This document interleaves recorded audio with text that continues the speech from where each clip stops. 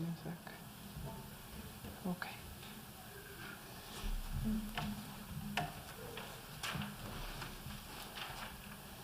So that's how you turn your pages? Exactly. That's amazing. Yeah. Wish I had like a bigger one, a bigger iPad, but I can read it perfectly. Okay. Yep. You wanna wait or whatever you wanna do?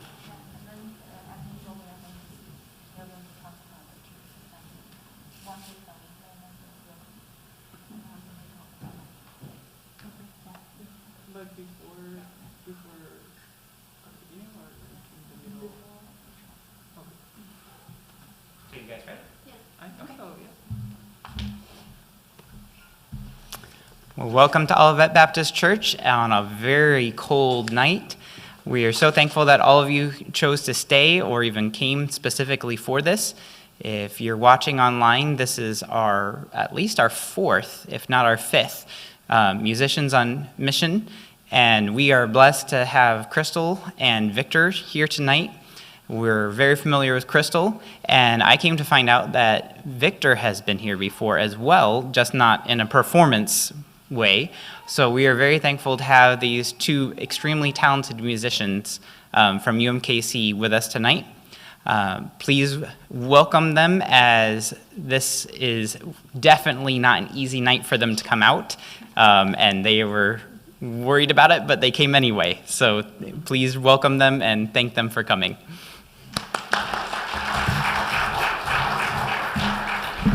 Thank you so much. So glad to see you again, and welcome back to our Musicians on Mission concert series.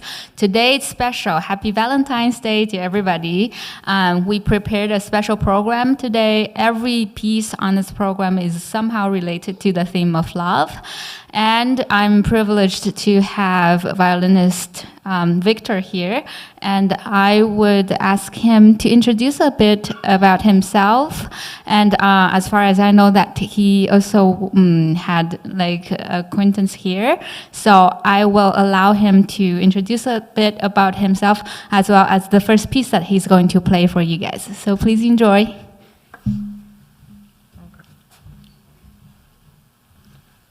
Hello, everyone. I'm so pleased to be here again after, I think it's like 5 years or something like this. Yeah, I'm Victor Diaz. I'm a violinist. I'm originally from Colombia, South America. I did my bachelor's degree in violin performance here in Kansas City. I was connected to Kansas City through my violin professor, Benny Kim, really renowned violinist here in the States. I'm so pleased to be here again. My old friend, Julie is here. I'm like so happy to see her. So pleased that you guys chose to be here and enjoy music. I think it's gonna like make you feel so happy to be able to share this time with the people that you love, especially today, St. Valentine's Day. Well, the first piece I'm gonna perform in the program is, I think you have it in your program, is the Caprice number 5 by Niccolo Paganini. He was an Italian composer, and violinist, really well known in the violin community because of the difficulty of techniques that he uses in his compositions. I would say that how is it love related to this piece? For sure is the great love that a performer can have with their instrument. In order to play these type of pieces, you really have to devote a lot of love to this instrument. So yeah, I hope you like it. Thank you for being here.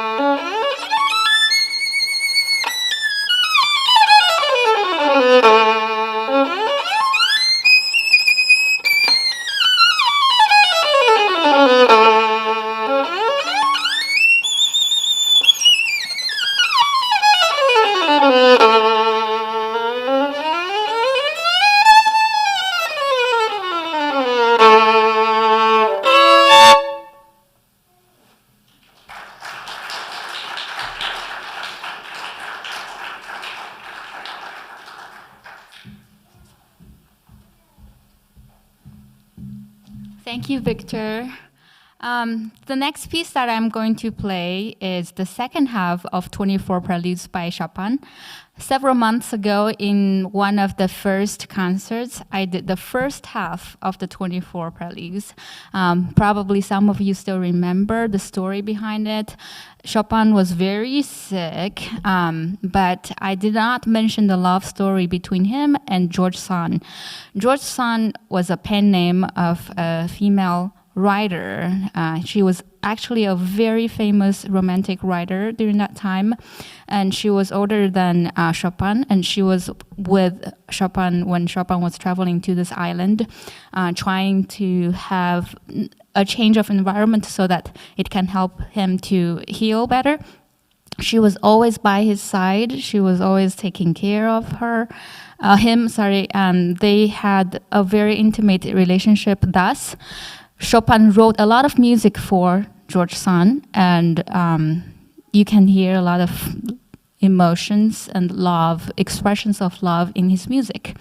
And this second set of 24 Preludes, similar to the first half, each one is very short. Some of them are even less than a minute. Some of them are about 1 minute. The longer ones, no longer than 5 or 6 minutes. But each one of them is very, very different in terms of expression.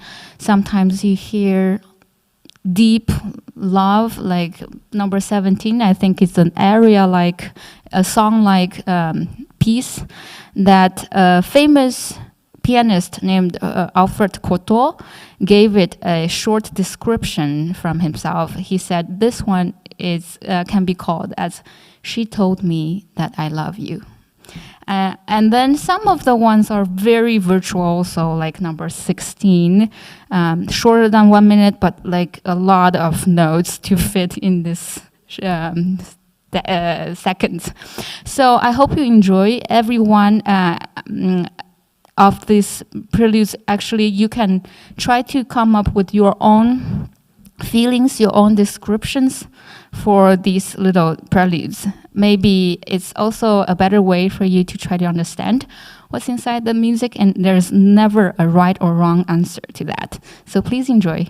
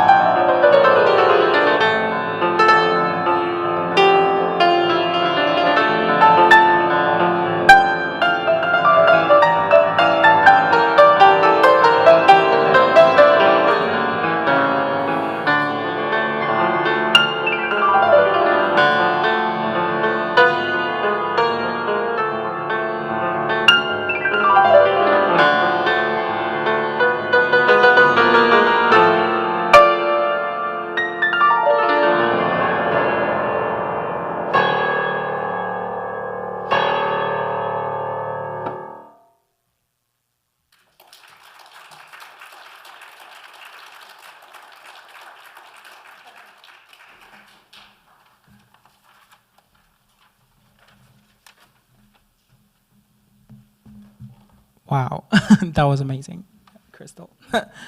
Definitely, this type of pieces kind of like go through a lot of, represent a lot of phases of love. We could hear everything. Wow, incredible. So for this last piece, we are going to center in, I think, the happiest moment of love. That is the engagement. Elgar, one of the most important British composers, dedicated this piece to his wife, Marie, the day of their engagement. It's called Salut de mots, and that translates greetings of love. So I guess that it was the moment that they actually said hi to love in the moment of their engagement. So you could really hear it, his love pictured in the music. So I hope you enjoy it. Thank you.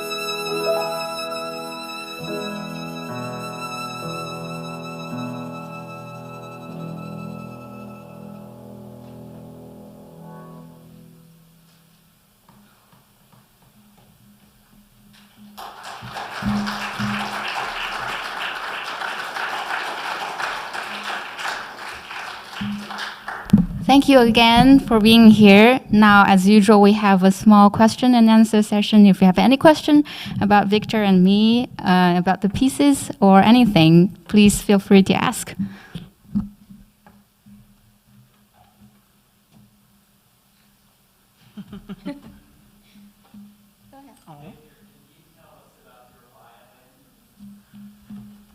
Sure. Actually, this was a gift from a luthier, there's a violin maker from Spain that heard me play when I was like around like 14. He was in Colombia, I think for vacation, and I was playing a recital, and I didn't have a really good violin back then. And after the concert, he was so amazing to approach me and said, "Hey, how would you like to have a better violin than the one that you have now?" I was like, "Why?" Like, yeah, of course, let's work it out. And ended up being a really special violin for me for so many years. Yeah, the Spanish violin.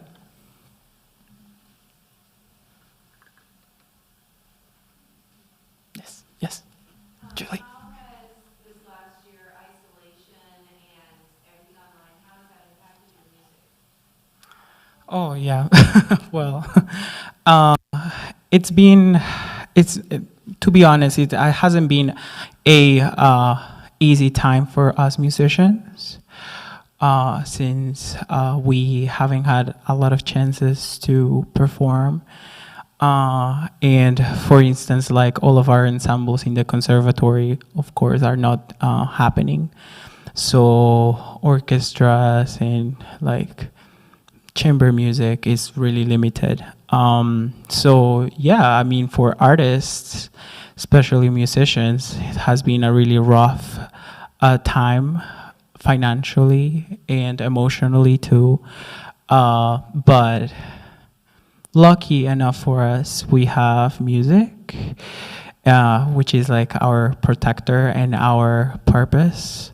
So we kind of like, even though like maybe externally we are not going through the best times, internally we have to study and practice all of this wonderful music that keeps our minds and our souls really alive.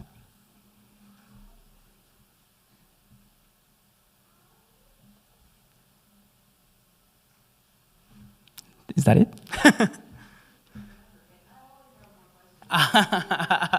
You can ask.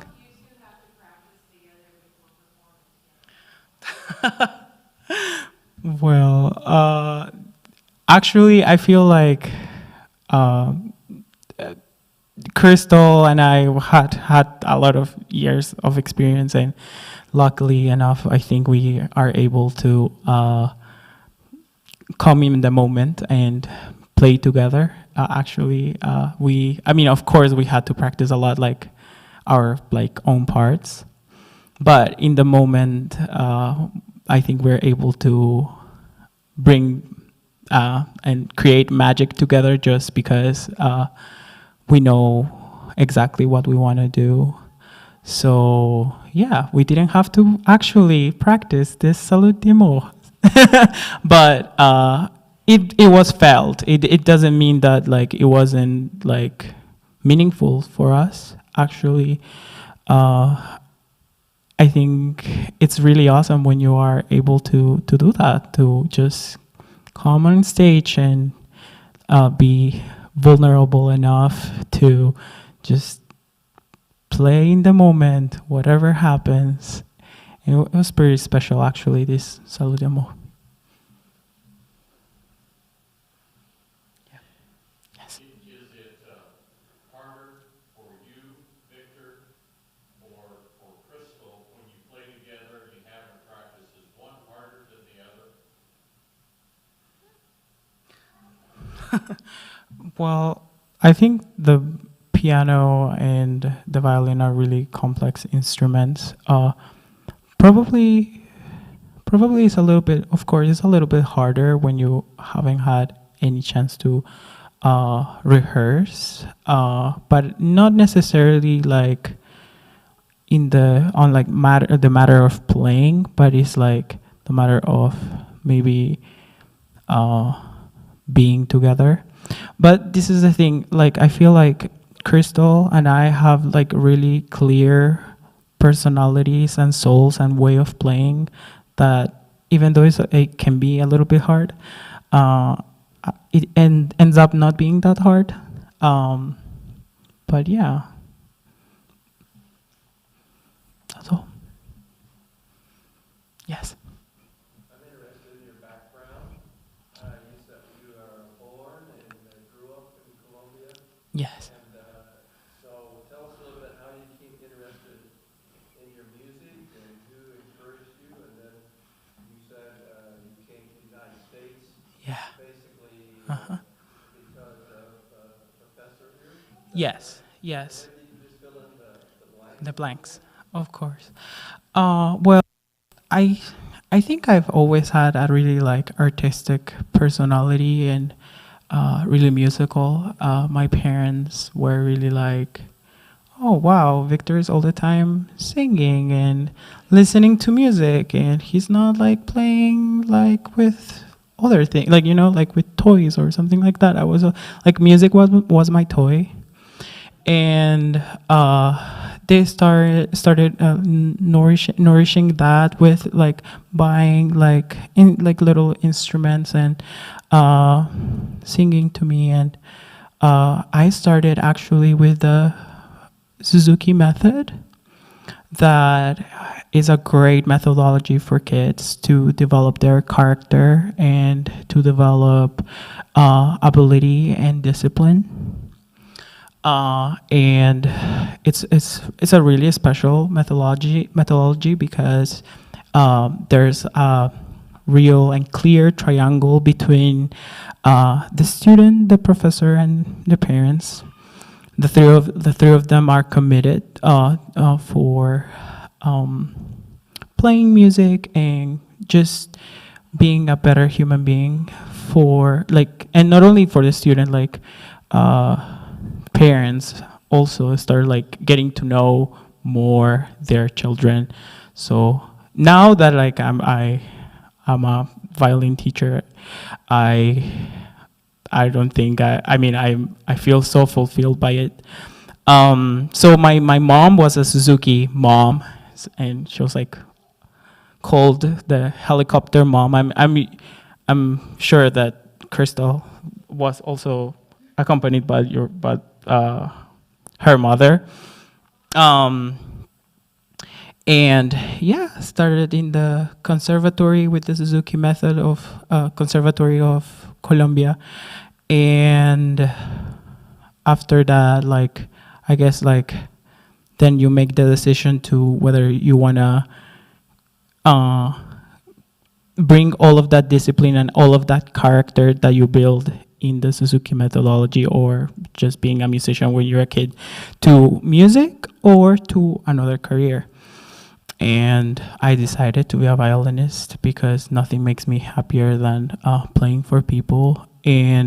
But now I have contact with my Suzuki class, like all of the kids that were part of that class, and they're like successful doctors and successful lawyers, and I'm like, wow. So yeah, musicians, we have a lot of like moments that we play together, and there's a lot of music festivals, and there are a lot of opportunities for us to get to know each other. So my professor was in Colombia, Bogota, in a chamber music festival, a string quartet festival, and I played for him. I think like what professors like about me is like my musicality and my sensitivity, because I'm not necessarily the most perfect violinist, but like I care a lot about music. So yeah, I came here and I'm studying with him. Like, this would be my 5th year with him. So yeah, that's my journey. Thank you for asking.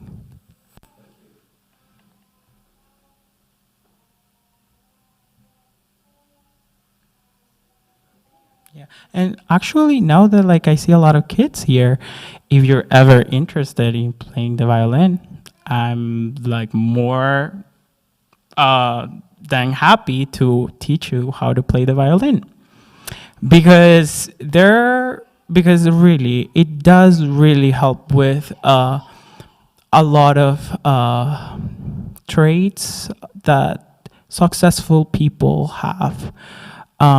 So yeah, don't hesitate to let me know if there's someone interested.